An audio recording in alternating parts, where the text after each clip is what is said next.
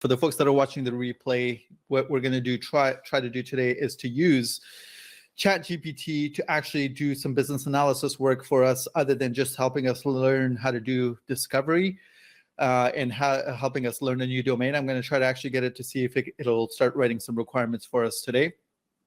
And so the last chat that we had here, I think it is saved. Yep, here we go. It has saved the last conversation that we had. So if you watch the last live session, the replay of the last live session, you'll basically watch as I went through this live, and I tried to ask it some questions that would teach me about the insurance industry and about the sales domain. So today what I'm going to do is I'm going to see, I don't want to clear the conversation here. I'm going to click on new chat here, and I'm going to just start asking it questions. Let's see where this is going to take us. I need to write some user requirements. I'm going to say requirements on a sales, I'm going to say a customer retention system. We'll say, instead of on, I'll say for, so it doesn't get confused. Can you help me with that? Let's see what it says. Sure, here are some tips on writing user requirements for a customer retention system. Identify the key stakeholders. Okay, yep. It's telling us about basically the overall business analysis process here. Identify stakeholders. Define the problem, determine the desired outcomes, define the user needs, identify any constraints or limitations. Very good. This is exactly what you should be doing as an analyst when you're starting a project. Specify the non-functional requirements. I'm going to encourage you to not focus on this right away if you're new to business analysis. Kind of save this for later on, because non-functional requirements, actually we have a full video inside of our community where I talk about how non-functional requirements aren't that important, but it definitely deserves to be on this list. So it says, by considering these factors, you can develop a clear set of requirements. Okay, so it's kind of laid out the overall process of what an analyst should be doing when they're starting a new project, but it hasn't given me any details about the specific customer retention system. I'm going to ask it, I'm going to be a little bit blunt with it, I think, and I'm going to ask it to see if it'll actually start writing the requirements for me. Can you give me some examples of requirements I should include in my document? Let's see if it'll actually start writing some requirements for us. Sure, here are some example requirements that you want to include in your document for a customer retention system. Again, it remembers what we're talking about. System should allow customer service agents to access a customer's account, information, and history. System should allow agents to create personalized communication plans for each customer. Yes, that's right. System should enable agents to track customers. What are we saying here? To track customer interactions and feedback. System should allow customers to access their account information and make purchases online. System should allow customers to opt in to receive personalized promotions. This is very good. This is exactly what I would be doing from scratch if I didn't have a tool like this available to me. Customer to provide feedback and rate their experience with the company. System should have a user-friendly interface. They would call this this is an example of a non-functional requirement, but it's very difficult to measure, so I would probably exclude this one out of my document. I do typically see a lot of these types of requirements in documents. I usually strip them out because it's very difficult to measure user-friendliness, and I don't want QA to start testing it in that way, so I would take that one out. System should have strong security measures in place to protect customer data to prevent unauthorized access. Very good. But I'm gonna ask it to elaborate on this one to see what it will give us, because when it comes to security requirements, there are specific areas of requirements that an analyst should address, and I want to test this system to see if it'll actually start to address some of those for us. Okay. The system should be scalable. That's right. I would probably take this one out too. It's a non-functional requirement. The system should be reliable with high uptime and minimal downtime.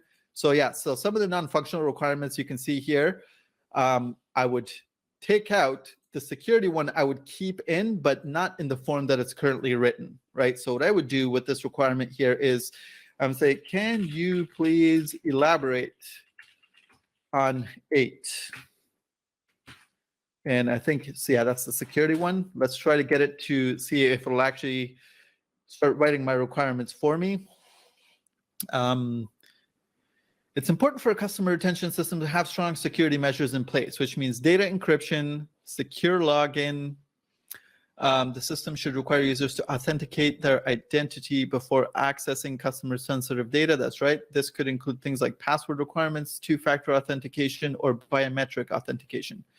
So the secure login definitely needs to be there. Access controls. The system should have controls in place to limit access to customer data, authorized users only. This right here is probably between these two. So typically requirements, business requirements, when it comes to security requirements, they tend to break down into authorization and authentication. And those are the two main areas of security requirements at this level that an analyst would write. And these two right here are basically the ChatGPT's way of telling us you basically need to authenticate a user and then you need to authorize a user. So this is basically your authentication and your authorization requirements right here. Compliance with the regulations. If your company is subject to any of the regulatory requirements, this is very good. It's a good lead. If we're in a regulated environment, it's a good lead for us to follow down. Regular security audits. Systems should be regularly audited. Okay, these are all very good.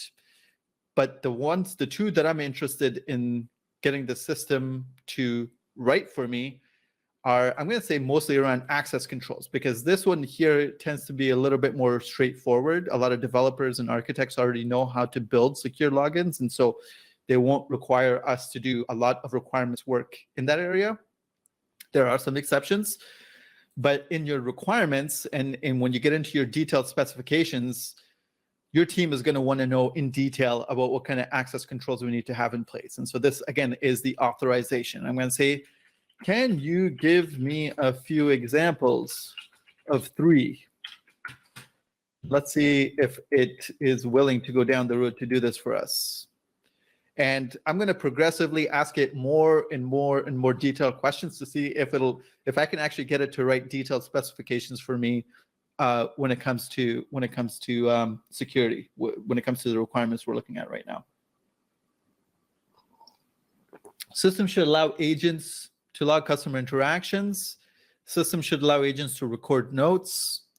System should allow agents to track customer feedback. System should allow, okay, this is very good. At a high level, I would say positive, negative comments. System should provide tools for analyzing customer feedback, such as sentiment analysis, and keyword tracking. System should allow agents to use customer feedback to improve the customer experience. Okay, these are all very good. If you have any questions you want me to ask it as we're going through here, just type them into the chat, and I'll type them into this chat. We'll see if we can answer them. But I'll continue on down my line of thinking here to see if I can actually offload the majority of my requirements work onto ChatGPT here and make my own job a lot easier. Let's see if system should allow users. Let me try to formulate a question. How would I formulate a question to the chat to get it to do my work for me? Let's see. System should allow agents to record notes. Okay, so we're logging customer interactions. Now, if we're building a customer retention system, the purpose of a retention system is to identify customers who may be wanting to leave our services and see if there's anything we can do to convince them that our products are the right products and for them to kind of stay with our business. So that's how we retain customers. What I'm going to ask it is, for us to do that, I would say customer logging, customer interactions. What I would say is, if I want to retain a customer, let's say for, let me think this through a little bit here. System should allow agents to log customer interactions. What kinds of events would the agents need, would business, I'll say, what kind of business events would the agents need to perform in with the retention system? And I'm going to continue to see if I can. I'm going to push it further and further and further down to see if I can get it to actually write some requirements for me. So there are it says this, there are a variety of business events that customer agents, customer service agents may need to perform with the customer retention system, depending on the specific needs of your business. Here are a few examples: responding to customer inquiries, tracking customer interactions, analyzing customer feedback, creating personalized communication plans, offering rewards to loyal customers. Okay, it's not taking me any further down into more details.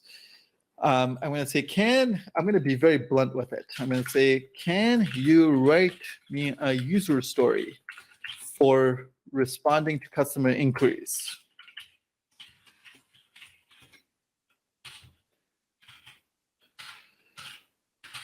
Right. So up until now, I've been trying to get it to do my job for me.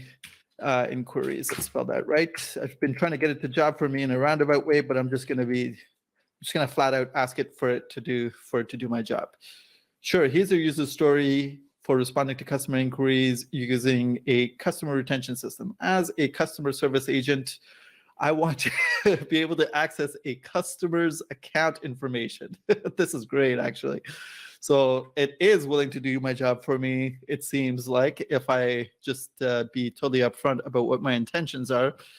And it's very helpful in doing so. So the user story that is written for us is, as a customer service agent, I want to be able to access a customer's account information and history quickly and easily so I can provide accurate, helpful responses to their inquiries. I will also want to be able to track my interactions with a customer and record notes about each interaction so that I can provide better service in the future. To achieve this, the customer retention system should provide me with the following functionality: the ability to search a customer's account, a customer's account summary that displays the key information, the ability to view a customer's previous interactions. And this is in the user story format. I'm going to say, what acceptance criteria should this user story contain? What user acceptance criteria? So here are some acceptance criteria you may want to include in your user story. And again, if you have any questions you want me to ask it, Justin, yeah, it is pretty nice, right? It's actually doing my job for me. Let's go through this acceptance criteria to see if we would actually include it in our user story, or whether I would try to maybe do the acceptance criteria a little bit differently. So here are some of the acceptance criteria that you might include for the user story responding to customer inquiries using customer retention system. The customer retention system should allow customers to search for a customer's account using their name, account number, or other identifying information. I would probably scratch that part of it out, and I would start to list all of the different dimensions that I want to be able to search out this data by. So yes, I would definitely grab that and include it in my user story. The customer's account summary should display key information about the customer, including their purchase history.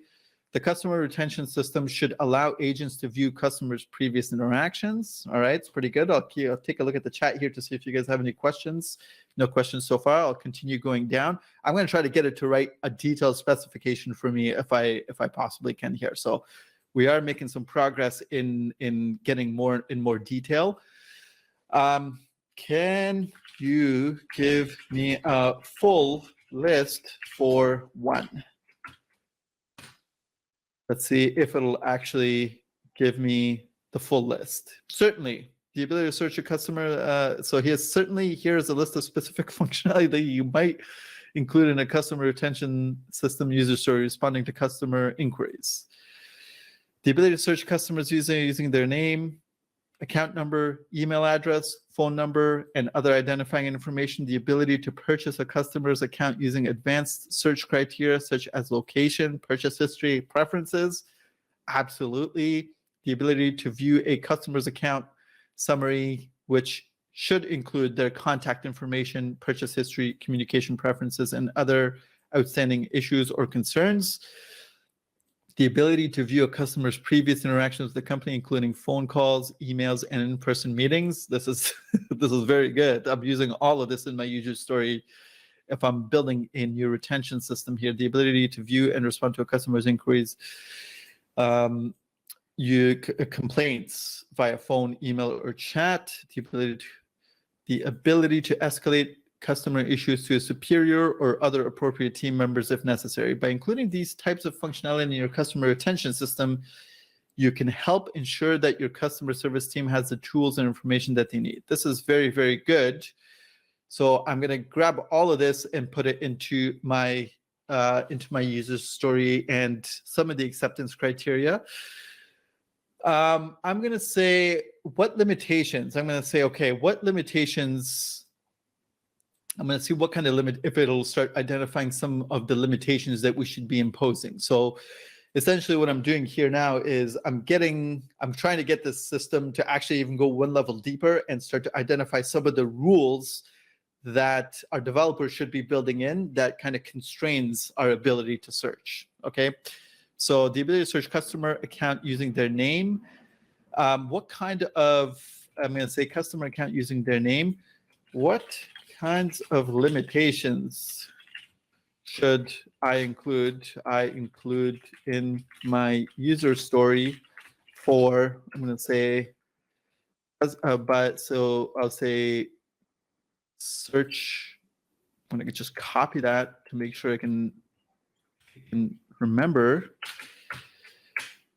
And I am going to see if I can get it to give us, here are some of the limitations you might consider including in your user story for searching for a customer's account using their name. The system should not return results for customers with similar names. Yes, that's exactly what I was looking for. System should not return results for customers with similar names if there is no sufficient level of confidence in the match. Can you please elaborate on two? What do we mean? So the reason why I'm asking it to do this is because this level of confidence, I'm hoping it'll give me a definition of what we mean by level of confidence and how it's going to help us to kind of do a detailed spec for that requirement. Certainly, the requirement, the system should not return results for customers with similar names if there's a sufficient level of confidence in the match, means that the customer retention system should not return results for customers with similar names unless it is confident that the customer being searched is the correct one. This can help prevent customer service agents from accidentally accessing wrong customer account, which could lead to confusion or data privacy issues. That's excellent. There are a few ways that the customer retention system could determine the level of confidence. This is the answer I was actually looking for right here. In a match when searching for customers by name. For example, it could use algorithms to compare the similarity of the names being searched and the names in the customer database and only return a result if the match is above a certain threshold. So let me read that again. For example, it could use algorithms to compare the similarity of names being searched and the names in the customer database. Okay, so I understand what it's saying here, and I agree with it. Can you define the threshold? Can you define a good threshold? I'm not going to give it any more context. I'm just going to see if it knows that this is the threshold I'm asking for. And I'm going to see if it will actually give me the threshold that it thinks is a good one. Determining a good threshold for the level of confidence in a match when searching for a customer by name can be challenging. Yes, it can, and that's why I'm asking you this question. As it will depend on a number of factors such as the size of your customer database, the quality of the data, and the specific needs of the business. In general, it's important to balance the need for accuracy with the need for efficiency. If the threshold is set too low, yeah, the customer retention system may. So here's my observation just from reading the responses that it's giving me. I think I've hit a limit of one possible limit of how deep the system is willing to go to help us do our specifications, right? Because my hope was that it would actually start to give me a list of thresholds to say, hey, if let's say, for example, when it comes to customer matching, you could possibly have some sort of a statistical model that says, hey, this is above 50% or 60%, or it's below 50 or 60%, depending on how two strings kind of match each other. It didn't do that, but what it did, so I think it hit a limit there, but what it did do is it kind of switched into education mode and started to teach me a little bit more about how to think about establishing those thresholds. And so I think that this is the limit. I mean, I'm still deeply, deeply impressed with how good it has, how good of a job it's done in producing these requirements and detailed specifications. But I do think we've kind of hit a limit of how much of our work it's willing to do for us, at least with this specific user story and use case that we have. But I am going to try to see if I can be a little bit more clever and see if I can ask it a question in a way where it'll actually start to give me the thresholds.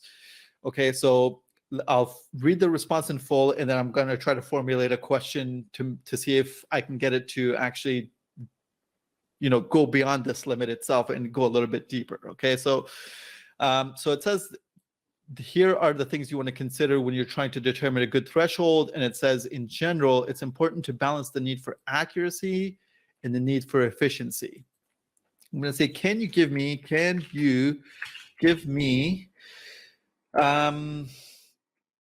so hold on a second, let me finish the rest of this before I ask my question here. It says, one way to determine a good threshold is to perform some test searches using a representative sample of customer data and to adjust the threshold based on results. For example, you could start with a relatively low threshold and gradually increase it. Say, can you give me some thresholds that I should consider using in my user story? It's difficult to recommend yeah, so I think it has hit that limit. So it won't actually go the next step down and start recommending specific thresholds that I want to be able to use. But I think that this has gotten me, it has saved me a ton of time right now in producing this specific requirement down to a certain level. But let me see, you know what? Maybe it's not finished with its answer yet. Let me not speak too soon. So it says it's difficult to recommend a specific threshold by name, as the optimal threshold would depend on a number of factors such as size of your customer database. That's right, the quality of the data. And so it's educating me again on how I should make that decision myself or work with my customers to make that decision. In general, it's important to balance the need for accuracy and efficiency. So this is a bit repetitive based on what it's said before.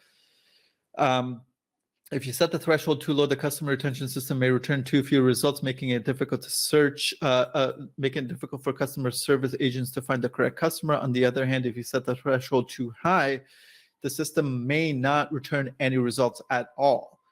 That's correct. So it's educating me on how to think about setting that threshold myself. But what is the actual threshold you want me to set? Come on, I want you to do my job for me fully, but and I'll continue to try. I'm going to continue to push a little bit further. I'll see if I can. And if you guys in the chat there, if you can come up with a more clever way of asking this question, please feel free to ask, because I definitely like to continue trying to get this system to produce the actual threshold for us. Just reading on here, though, it says one way to determine a good threshold is to perform some test searches using a representative sample of customer data and to adjust the threshold based on the results.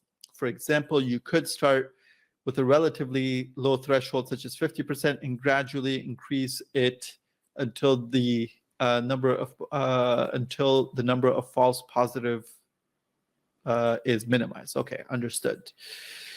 So this right here, reading this right here, kind of gives me another requirement that I'm going to need to make sure that I put into my that I put into my document, because it's not willing to go as far down as giving me the actual threshold itself, but it has now educated me enough on this subject to help me understand how I can get above and beyond this actual challenge that I have. Because I'm the answer that I'm looking for right now is to say, here is how you should do your string match, and you should consider, and it's telling me 50%, such as 50%, but it should give me a more definitive answer to say, start with 50% and then adjust it down to 40% and then adjust it down to 30%. So it hasn't gone down to that level of detail, even though it's gotten very, very close, and it's kind of implied what I should be putting in my documents. It's kind of hit a bit of a limit there. But the requirement now, the additional requirement that I'm going to put in my document to help me get over this challenge is the requirement to have adjustable thresholds. Okay. So in my requirements document, I'm going to tell my developers that the threshold for what it should return should be adjustable. Not all developers are going to think to do that. And now I'm going to make that an actual hard requirement for the developers to make sure that they don't hard code 50% in the threshold of how they're actually going to do the search, right? That now I'm going to say that threshold must be adjustable. And if it's not adjustable, we haven't satisfied that requirement. I'm going to make that totally explicit in my requirements. And so we can see that even though now the tool hasn't actually fully done my job for me, it has educated me well enough to kind of find the next path forward for how to actually solve this requirement. So it saved me a ton of time, but it hasn't fully done my job for me yet. Can I think of a better way to phrase my question to get it to actually do my job? So I'm going to say, what threshold should I use? I'm just going to be totally blunt with it. And I'm going to say, give me a threshold, please. It's different. Yeah, so it's going to go back. It's going to kind of give me, yeah, so it's unwilling to do that.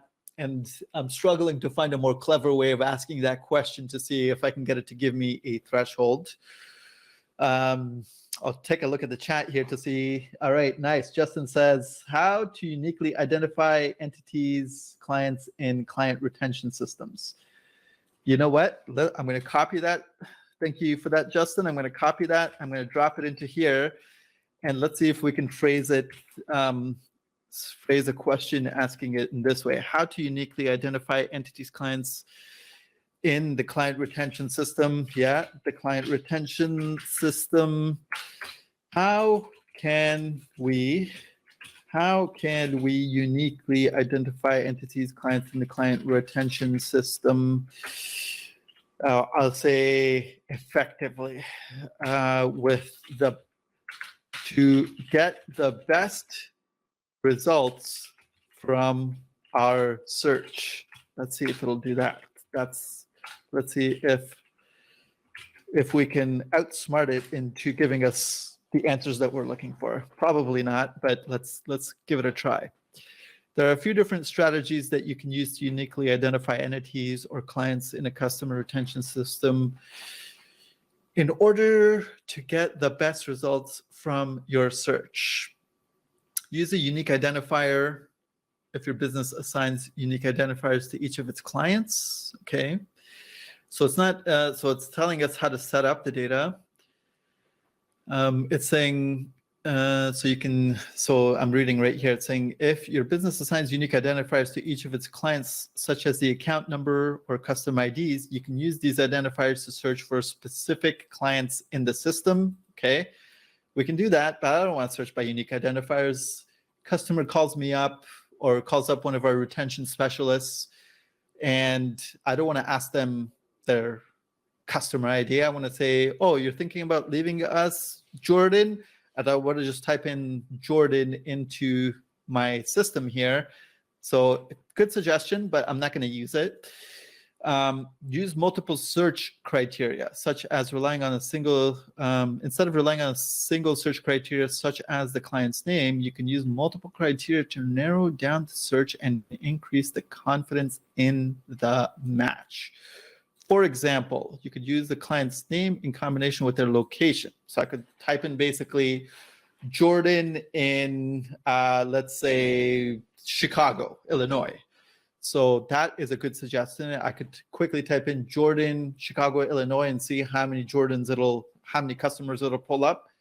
I would consider using this if our developers, depending on what kind of results we get, I would put this on the experimental list of requirements. Use advanced search algorithms. Some customer retention systems may include advanced search algorithms that can help identify the correct client, even if there are multiple clients with similar names or other identifying information. These algorithms may use techniques such as machine learning or natural language processing to improve the accuracy of the search. Now, with this answer, I think that I would be most likely to start exploring this, but this is where essentially our job as an analyst basically ends and the developer's job basically begins, right? Because when it comes to actually starting to look at specific algorithms, this is where our expertise kind of starts to die down. And this is where we would essentially need very experienced developers who understand this subject matter well enough to be able to come in and say, oh, yes, of course, I understand the market for algorithms for certain types of searches, and I think that this is the right algorithm to use. I'm going to ask it that question. Just keeping an eye on the chat here, but I'm going to ask it that question. I want to see if it'll give us some idea of what algorithms we should use. But again, this is now, I'm in much more the developer's world. But I do want to test its limits to see whether it'll start to identify this. Say, can you give me the names of some algorithms for 3? There are a variety of algorithms that you can use to improve the efficiency of a search in your customer retention systems. Yes, it will. It absolutely will. So this is a question that I think a developer should ask it, because now I'm way out of my depth, right? As an analyst, I'm way out of my depth and we're now in the implementation world of how to do this. I think that the way that I would now use everything that it's told me is that in my user story or in my use case, in my business rules, I would essentially put a requirement. I would phrase my requirement in a way that says that we need to find customers in the most effective way possible. And then I would actually, without elaborating too much on that requirement, I would reach out to the developers who I know are on the project, and I would ask them to see whether any of these algorithms make sense for us to use. And I would start to see if we can maybe do a small proof of concept before we commit anything to our customers. I would get the developers to do a lot of this research right here. I would tell our customers that we're doing our best to figure out what the best search algorithm is, but we can't make any commitments about exactly how that search is going to work yet. I tell our customers that we're thinking about doing a quick proof of concept that we can get out to you very quickly and that you can try out to see whether it actually works for you or not. And we'll take that as feedback, right? And this is us now being very agile with the way that we're implementing our requirements, right? So instead of going into a lot of details in my specification, I'm going to tell our customers, let's hold off before I commit to delivering any specific functionality for you. Let me talk to the developers, let them do this kind of research. Let us put a proof of concept for you, together for you. Let us get it out to you so that you can test it. And if you give us the go ahead, we'll put that on our product backlog for full implementation, right? That is the process of actually being agile. This tool, I think, I was impressed with it the last time that I used it to try to learn a domain. I am now infinitely more impressed with what its capabilities are. And I have a much better sense now of what some of its limitations are. And anything that I've done here in this session, I think I haven't been able to get around those limitations. I think the next good exercise for us to do as a group is for me to actually take a lot of the material that I've produced in the last couple of days and actually start to write some requirements and some specifications and start to build out some process maps, possibly in a way that I would for our customers. All right. So I think we've been going for how long now? We've been going for about 45 minutes, it looks like. So I'll leave this one here, but this is certainly not going to be the last time I do this, because I'm going to continue to use this tool and continue to explore ways of how we as analysts can use this tool to make our jobs way easier.